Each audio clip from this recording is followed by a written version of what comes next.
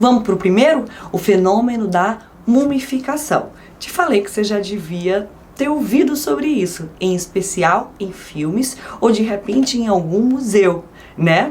Isso, a mumificação, gente, é um processo natural do corpo durante a sua decomposição, se estiver sob condições ambientais específicas, que eu vou te falar quais são. Ah, Amanda, mas a mumificação também não pode ocorrer quando se está preparando o corpo para enterrar? Se de repente for demorar muito para ter aquele velório, se faz procedimentos para conservar aquele cadáver? Sim, o fenômeno da mumificação não acontece unicamente de forma natural, mas também de forma artificial.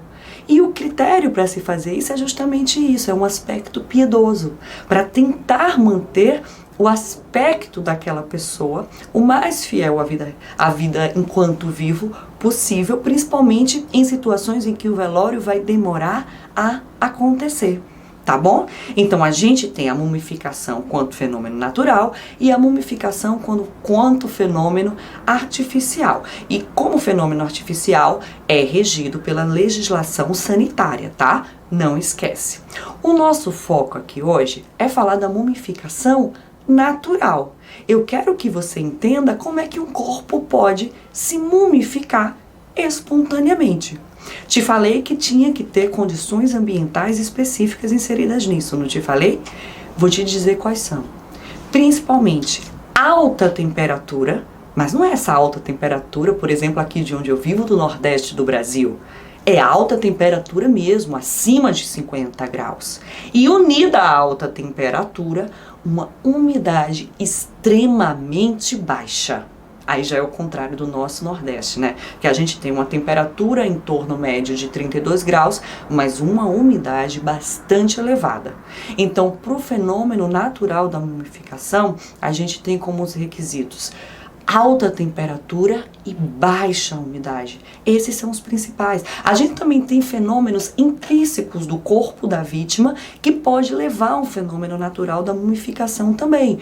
Por exemplo, uma hemorragia muito intensa, o uso de antibióticos em grande escala antes da morte, matando a atividade da flora bacteriana normal, que você já entendeu aqui quando eu falei de putrefação, que as bactérias que colonizam o nosso corpo de forma simbiótica, que é o que a gente chama de flora bacteriana normal do corpo, são responsáveis em grande parte pelo nosso fenômeno da putrefação.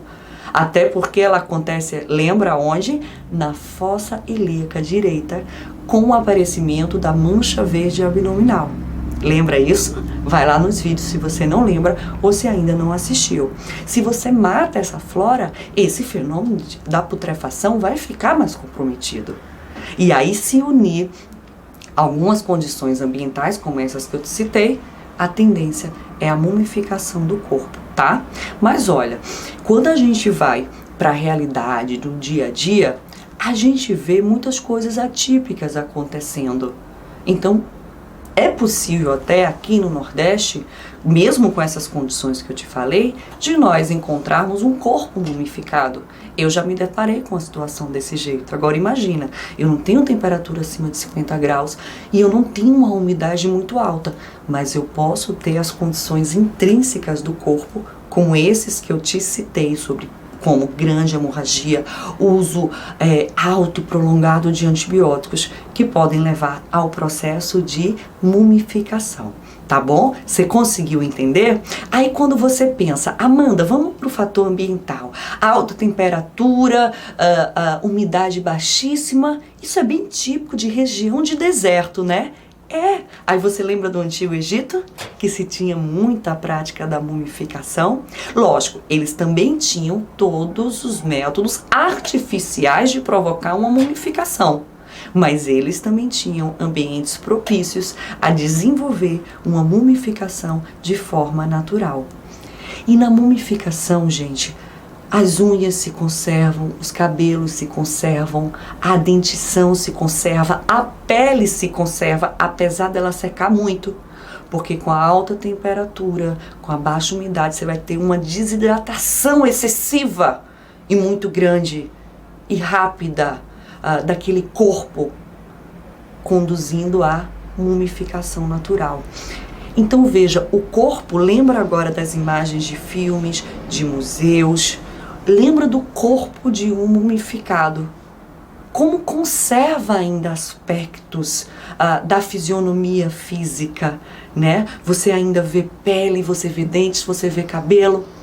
Aí imagina, depois de tanto tempo de morte, você encontrar sim um cadáver. Não seria mais fácil você tentar chegar a uma causa-morte? Não estou dizendo que você vai conseguir. Depende muito do caso, depende do que gerou aquela morte. Mas vai ser muito mais fácil se você tiver entrado numa situação de putrefação cadavérica, chegando inclusive ao seu último estágio, que é o estágio da esqueletização.